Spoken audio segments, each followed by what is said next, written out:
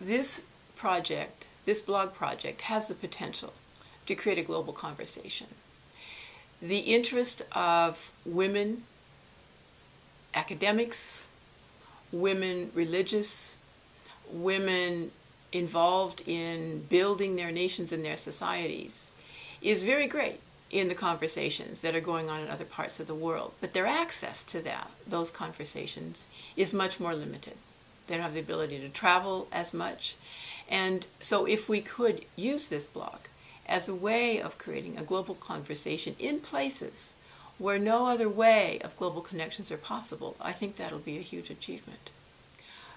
This blog project birthed here within the Women's Studies and Religion program here at Claremont and growing well beyond it, draws on a tradition of 20 years now of conversations between women, conversations in safe places, conversations about things that are very difficult and painful, conversations about things that are very hopeful.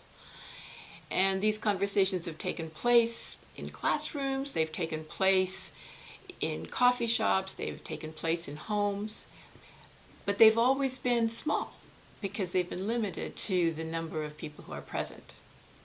I think what this blog will do is create that same kind of space on a much, much larger scale.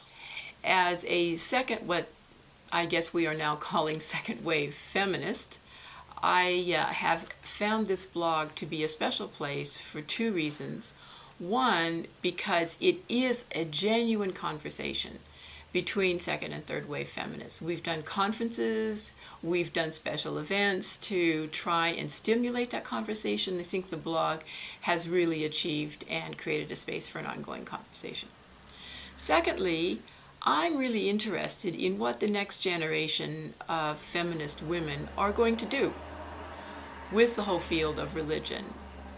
Personally, what they're going to do in terms of research, what they're going to do professionally, and I want to hear the voice. I want to see the directions that are emerging.